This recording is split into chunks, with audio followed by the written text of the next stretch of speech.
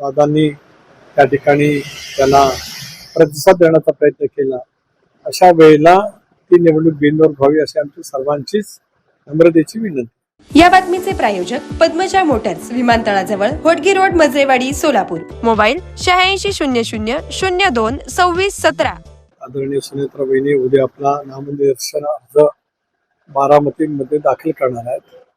आम्हा सर्वांच्यासाठी एक भावनाप्रधान, अतिशय संवेदनाशील आणि अंतःकरणामध्ये थोड्याशा वेदना देणारा, पण ज्या धीरोदत्त पद्धतीने बहिणी आज पक्ष आणि सरकारमध्ये काम करून आम्हाला सर्वांना उभारी देण्याचा प्रयत्न करतायत, तेच आमच्या सर्वांच्यासाठी एक उद्याच्या भवितव्याची वाटचाल करणारा मुख्य आधारस्तंभ आहे.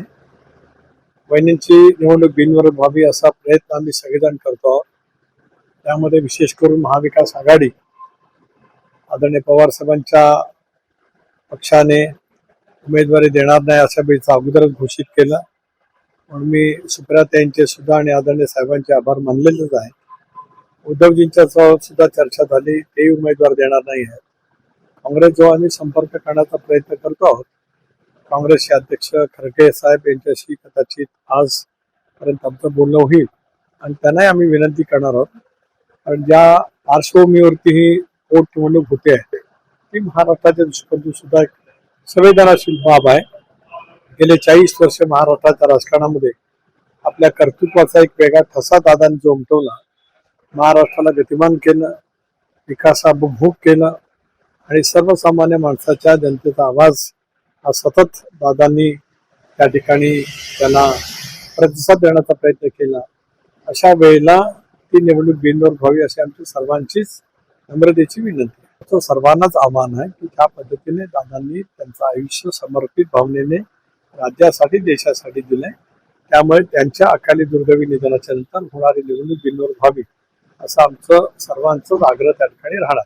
प्रफुल्लबाई पण येणार आहेत, भुजबळ साहेब आहेत, मंत्रिमंडळातील सर्व सदस्य राष्ट्रवादी काँग्रेस पक्षाचे आहेत. आम्ही आदरणीय देवेंद्रजींनाही विनंती केली, पण त्यांचे पूर्वनियोजित कार्यक्रम आहेत, पण त्यांच्या वतीने सुद्धा कोणी येऊ शकेल. आदरणीय एकनाथ शिंदे साहेबांना विनंती केली, त्यांचे पूर्वनियोजित कार्यक्रम आहेत, पण त्यांच्या वतीने सुद्धा कोणतरी नक्की येऊ शकेल. राष्ट्रवादी काँग्रेस पक्षाच्या सर्वच आमदारांना विधानसभा आणि विधान परिषद यांना आम्ही सर्वांना सूचित केलेलं आहे की त्या सर्वांनीच उद्या नामनिर्देशन भरण्यासाठी त्या ठिकाणी या.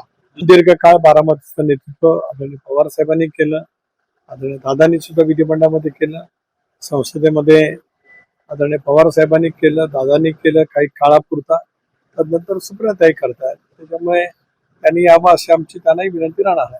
जी जय पवारांची मागणी आहे तीच राष्ट्रवादी काँग्रेस पक्षाची मागणी आहे. तपास शीघ्र गतीने व्हावा, ज्या ज्या शंका तपासाच्या अवतीमध्ये उपस्थित केलेला आहे त्याचाही समावेश तपासाच्या याच्यामध्ये अंतर्भूत करावा. कुणी अनेक लोकप्रतिनिधी या अवतीमध्ये वेगवेगळ्या शंका उपस्थित केल्या, या साऱ्यांच्या शंकेसह तपास पूर्णपणाने केला जावा. तो लवकरात लवकर अंतिम अहवाल यावा, तो राज्याच्या जनतेपुढे आणि देशाच्या जनतेपुढे सुद्धा यावा.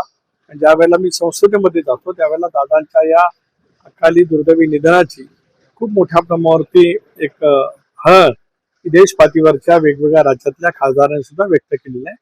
देशाला सुद्धा कळलं पाहिजे की दादांचा अपघात नेमका कशा. राज कूलर्स एक्सक्लुझिव्ह शोरूम आता आपल्या सोलापुरात. घर, office, factory, hotels, marriage hall या सर्व ठिकाणी लागणारे विविध प्रकारचे 50 पेक्षा जास्त व्हरायटीजचे कूलर्स एकाच ठिकाणी. सोलापुरातील एकमेव exclusive cooler showroom Raj coolers. 7/8 Padmashri apartment, Arvinddham road, Chhatrapati Sambhaji Maharaj Chowk, Solapur. Mobile 9420 66 36 78. गुढीपाडव्यानिमित्त 30% सूट, डिलिव्हरी फ्री. कोणताही कूलर घेण्या अगोदर राज कूलरला अवश्य भेट द्या.